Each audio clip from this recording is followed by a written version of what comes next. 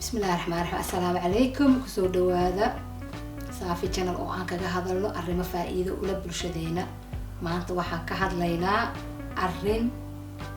aad ogtihiin laakiin aan rabo inaan idin xasuusiyo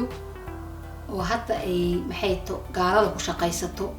hase yeeshee annaga aan diinteena ay noo sheegtay 1400 sano ka hor 20 qodob ayaan idin xasuusinayaa. qof kastoo idin kamida waa yaqaanaa 20 qodob laakiin waxaa laga yaabaa inaad kala ilowsan tihiin marka waa idin xasuusinayaa maadaama hadda ay fashion iyo discovery cusub oo ay dadka aan diinteena haysan wax cusub ay discover gareeyeen ay tahay oo internetka oo dhan lagu waalay oo rag badan oo dhaqaatiir ah ay sheeganayaan inay wax heleen wax ay heleen ma jirto wax walba waa wixii diintana loogu sheegay oo ay soo qaateen oo lagu leeyahay dhakhtar hebel saan yiri iyo dhakhtar hebel soo helay iyo research ay maxay to jaamacad hebel sameeyay laga ogaaday waxaasoo dhan bal maanta ila dhageysta 20 qodobo inuu dhakhtar hebel soo helay in kale markaas bal idinka go'aan ka gaari doona. qodobka ugu horeeyo horta waxay tahay cuntada nabigeena alayhi salaatu wasalaam wuxuu yiri cuntada marka aad cunaysaan caloosha waa inaad saddex u qaybisaan qayb biyaha qayb cuntada ah iyo qayb banaan oo loogu talagalay in jirka uu ku nafiso marka saddexdaas qaybood that means cuntada in la iska badiyo ma waa cuntada macnaha halkaas ku jira waxay tahay cuntada in qiyaas lagu cuno kow diinteena taas noo sheegtay labo qofka bini aadanka inuu active ahaado diinta noo sheegtay inaad maxay tahay sportyada aan ka qayb qaadano sportyada diinta ay nafartay activity-ga diinta ay nafartay waa wada taqaanaan waa dabaasha falaad gamida iyo fardafuulka nabiga alayhi salaatu wasalaam waxa la yiri xaaskiisii asaga socod boobsiis ku tartami jiray uu socon jiray la yiri active uu ahaa marka diinteena in active la ahaado exercise la sameeyo sportyadana laga qayb qaato way soo dhaweynaysaa way ogoshahay horaana loogu sheegay wax hadda la leeyahay scientist hebel helay ma aha inaad active ahaatid waa important diinta waxay nafartay oo muhiim ah oo aan wada ognahay waa salaada marka cibaadada laga soo tago maxay xambaarsan tahay waxay xambaarsan tahay salaada horta waxa weeye salaada markaad weysaysanaysid weysada naftirkeeda benefit ay leedahay faa'iido ay leedahay weysada naftirkeeda habka aad u weysaysanaysid nadaafad ayaa involved ah sankaagaas xitaa aad biyaha gelinaysid oo aad ku firraqsanaysid xitaa waxay soo nadiifinaysaa sanka iyo eriyooyinkan oo dhan soo nadiifinayaa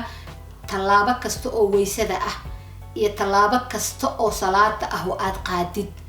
faa'iida ku jirta ilaahay uu noogu talagalay inaan ka faa'iideysano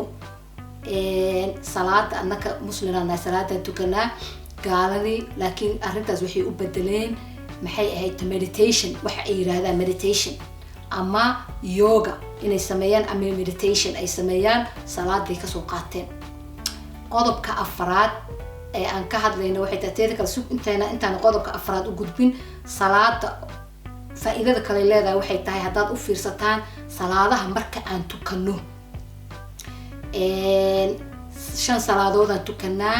salaadaha marka aad gaajaysantahay aad tukatid way gaaban tahay like subaxa hore salaada subaxdii waa salaad gaaban maxaa yeelay waa gaajaysan tahay uma baahnid exercise iyo inaad macnaheedu wax gubtid calooshu waa maran tahay salaadaha dhaadheer ee afarta ragcadood la tukado waa salaadaha marka aad cuntada cuntid ah cuntadaas la rabaa inaad jirka dheefshiido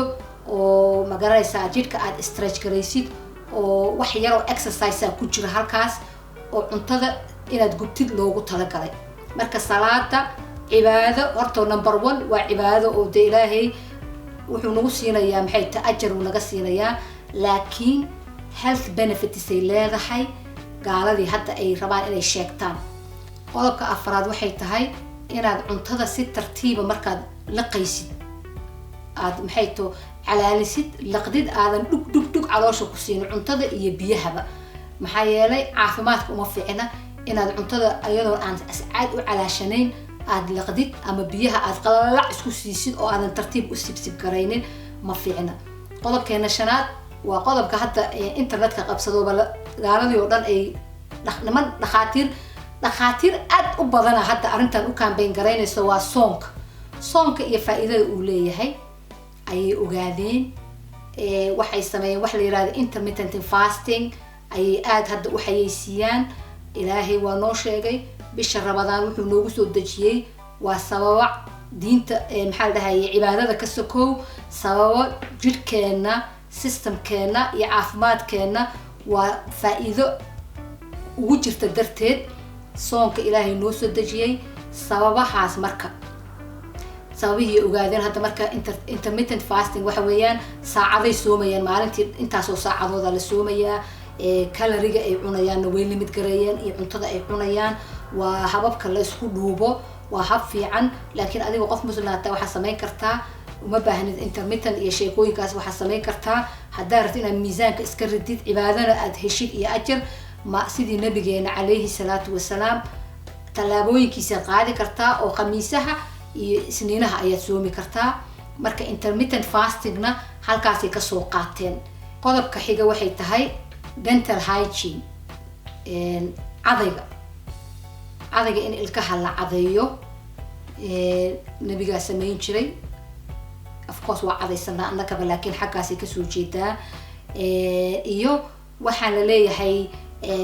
flossing dentist markaa tagtid ilkaha floss gareeyo ku dhahayo xadhigan yaroo ilkaha dhexdooda laguna nadiifinayo ayuu recommend gareeyaa flossing kaasna wuxuu kasoo jeedaa diinteena nabigeena calayhi salaatu wasalaam wuxuu isticmaali jiray findicil uu ilkaha dhexdooda ku nadiifinayo marka waa nadaafad diinteena oo dhan waxay ku salaysan tahay nadaafadda waxa la nadaafadda diinta waa ka badh marka nadaafadaas cadaygeeni findicilkii wixii nabiga uu sameyn jiray dadkan hadda way discover gareeyeen marka dentist wuxuu ku leeyahay flossing sameey iyo arrintan kale oo hadda soo baxdo la leeyahay oil pulling ee la luqluqanayo saliidda lagu luqluqanayo waxaasoo dhan waa nadaafadana diinteena waa ka badh qodobka kale xiga waxay tahay qofka inaanu xanaaqa wuxuu keenaa maxay tahay markuu qofka xanaaqo caafimaad darro keenaa dhiigiisa karaa stroke ku dhici karaa waxbuu dili karaa marka nabiga calayhi salaatu wasalaam ninkii u yimid ee yiri ila tali wuxuu kula taliyay 3 goor ayuu ku yiri kelmadda ha xanaaqin marka xanaaqaaga inaad controlship waa arrin diintana loogu sheegay waxa kaloo diintana loogu sheegay hoos uma sii galayo maadaama ay qodobada badan yihiin inaan khamriga la cabin khamriga cabidiisa sababta nalooga joojiyay maxay ahayd to diinteena naloogu sheegay laakiin hadda iyaga qolyaan hadday bilaabeen ay leeyihiin khamriga cabitaankiisa waa la isku haystaa marna waxaa la leeyahay wax yar ha la cabo marna waxaa la leeyahay dhibic xitaa in la cabo ma aha bahalkaas oo khatara caafimaadka bini'aadamka ugu jirta researchadii ugu dambeeyay waxay dhaheen there's no safe limit of bahalkaas marka khamriga cabidiisa waana laga joojiyay alxamdulillah khaansiirka cunudiisa waa caafimaad darteedna looga joojiyay oo laga xaaraantinimeeyay alxamdulillah qodobka kale oo diinteena ay nafaraysa waxay tahay farxalka iyo faa'iidooyinka uu leeyahay qof kastoo muslina waa garanayaa qof kastoo muslin oo salaad tukada 5 salaadood ee aad tukanaysid maalintii markaa weysaysanaysid farxalkaad ka bilowdaa marka annaka barigaasaan farxalka ogeyn ayaga hadda waxay ku leeyihiin farxalka waa important hospitaalada markaa gashid bahal yaraa meel la suro marba faraha aad ku maydhaysaa maanta oo dhan faraha la maydhayaa dhakhaatiirta maanta oo dhan farahay maydhayaan iyo neerska farxalka marka waa very important hadday ogaadeen laakiin annaka marka diinteena la keenay ay soo degtay ayaa la ogaaday maxaa yeelay salaad kasto aad tukanaysid waad farxalanaysaa marka farxalka muhiimadda uu leeyahay waa wada ognahay laakiin iyaga hadday barteen arrinta kale ee diinteena ay nafarayso waa nadaafadda qofka inuu isnadiifiyo jidhkiisa nadiifiyo maxay ahayd to dharkiisa nadiifiyo isqurxiyo diinteena taasna way noo sheegaysaa ma aha wax qof bini aadana uu noo soo ogaaday uuna barayo noo sheegayo 1400 sano ka hor ayaa naloo sheegay. qodobka kale maxay ahayd diinta ayna barayso waxay tahay oo faa'iidadana noo leh gudniinka wiilasha oo maxay ahayd ay hadda ogaadeen oo dadka qaar arrin caafimaad ahaan ay isu gudaan xagga wiilasha markay ogaadeen faa'iidooyinka caafimaad uu leeyahay ayay hadda bilaabeen inay nimanka qaar isgudaan iyagoo u sameynaya gudniinkaas diin ahaan aan u sameynaynin u sameynaya caafimaad ahaan iyo talada dhakhtarada. gudniinka marka xanuunada uu ka hortaga waxaa la sheegay inay yihiin infectionka, cudurrada galmada lagu kala qaado, kansarka nimanka hoosta kaga dhaca. waxaan la yaabay oo kale oo aan ogaaday inuu ninka la gudo ay faa'iido u tahay naagtiisa maxaa yeelay ninka aan gudnayn laga qaadi karo cervical cancer ay naagtiisa ay ka qaadi karto cervical cancer maxaa yeelay dee infections iyo problems hadday jiraan waa la isu gudbiyaa waxyaabahaas. marka maxay ahayd gudniinka faa'iidooyinkaas ayuu u leeyahay ragga oo ay u sameeyaan. waxa kale oo diinteena ayna bartay alxamdulillah nadaafada markay qodobkii nadaafada ayaan ku sii jiraaye in qofka uu markuu musqusha galo isu soo maydho hoostiisa soo maydho oo arrintaas oo hadda qolyahan weli arrintaas maanay discover garaynin. waa marka arrintaas lala soo qaadana waaba ma tagayaan hoosta maxaa laga maydhayaa ay leeyihiin. mar dhawaad arki doonta iyadoo la leeyahay dhakhtar hebelaa soo ogaaday researcha la sameeyey hoosta waa inaad maydhaan ilaa hadda waa lagu kari laaya inay hoosta iska maydhaan. marka qodobkaas hoosta weli maysan qaadan laakiin suga wuu soo socdaa mar dhawaa hoosta in la maydho lagula talinayaa dhakhtar hebelaa soo helaya kulli hoosta way wada maydhi doonaan. neefka in la bireeyo taasna weli may qaadan. neefka in la bireeyo dhiigga laga sii daayo caafimaad ayaa ku jira maxaa yeelay neefkii oo dhiiggii laga sii dayn in la cuno waa khatar weyn weeyaan. marka neefka in la bireeyana diinteena noo amartay noo sheegtay alxamdulillah. waxaa kaloo diinta noo sheegtay nabigeena calayhi salaatu wasalaam inuu qaadan jiray maalintii duhurkii uu yara seexan jiray midday naab uu qaadan jiray uu duhurkii yara nasan jiray yara seexan jiray. arrintaasna waa arrin ku dayasho mudan caafimaad leh wadnaha iyo maskaxdaba ay nastaan. waxaan u malaynaya inaan maqlay jabaniiska aad u isticmaala arrintaas oo kaga horeeya dadka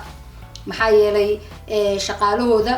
maalintii way yara nastaana la yiri wax yara seexdaan. marka waxaa lagu leeyahay productionkii marka qofka markuu yara nasto dib uu u firfircoonaanayaa marka energy ayuu helayaa si fiican u shaqaynayaa. marka arrintaas Japan ka faa'iideysatay qolyahan kullay weli kama faa'iideysan wayse ka faa'iideysan doonaan waa markuu dhakhtar hebel soo helo waa laga faa'iideysan doonaa. waxa kaloo diinta noo sheegtay waxyaabo mudaawaad ah diinta ay noo sheegtay nabigeena noo sheegay calayhi salaatu wasalaam xabata sawdada faa'iidada ay leedahay xabata sawdada waana loo sheegay kuma celinayo. xabata sawdada inaan cunno waa waxyaabaha mudaawaadka ah oo nabiga uu isticmaali jiray oo naloo sheegay. xabata sawda waa health benefits ay leedahay. xabata sawdada waa good. waxaa kaloo naloo sheegay nabiga cuni jiray calayhi salaatu wasalaam dates timirta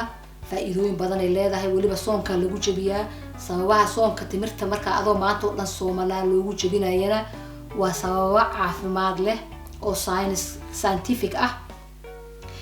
waxaa kaloo naloo sheegay nabiga calayhi salaatu wasalaam malabka in waxyaabo wax ku daweyn jira ay tahay malabka toonta waxyaabo badan ayaa maxay ahayto oo dadka waxyaabo badan oo faa'iido leh ayay diinteena noo sheegtay oo mudaawaad ah. marka waxaan aan hadda idin sheegay oo dhan waxaan idin kulligii waa taqaaniin waa maqasheen waanse idin xasuusinayaa iyo ujeedada aan ka lahaa waxay tahay videogan in waxyaabahan dadkan beenta sheegaya scientiska iyo dhaqaatiirta sheegaya internetka ku jira waxyaabahan ay leeyihiin waa soo helnay waa ogaanay waa idin fiican yihiin kulligood lagu sheegay of course 1400 sano ka hor maynan joogin laakiin diinteena jirtay diintaada ku sheegtay waxaan oo dhan wax cusub ma aha waa ognahay marka maxay ahayto ku dhaqma maxaa yeelay la iskaga ma keen sheegin waxaan loogu sheegay inaan ka faa'iideysano dadkii aan diinteena u dhalanin oo aan diinteena haysan ayaa intii wixii hadda ay heleen ku dhaqmaya oo isu gudgudbinaya oo ku faanaya marka adigoo lagu sheegay lagu soo koriyo og ayaa iyagii marba daba fadhiisanayo eegayo dhahay maxay sheegeen maxay yiraahdeen wax walba waa lagu sheegay wax walba waa ogtahay hoos u fiiri diintaada hoos u fiiri dhaqankaaga iimaanka isgali ku dhaqan sabab ayaa lagu soo dajiyay waxaan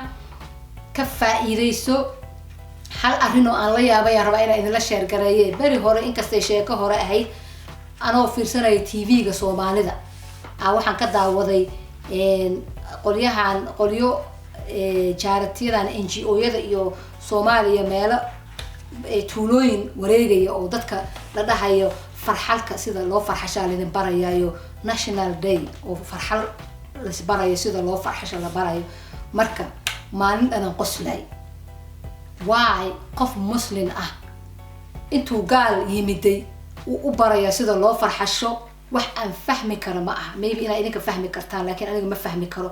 qof muslim ah oo 5 salaadood laga rabo inuu tukado waxa gaal intuu diyaarad u soo raacay ugu alifay sida loo farxashaa idin baraya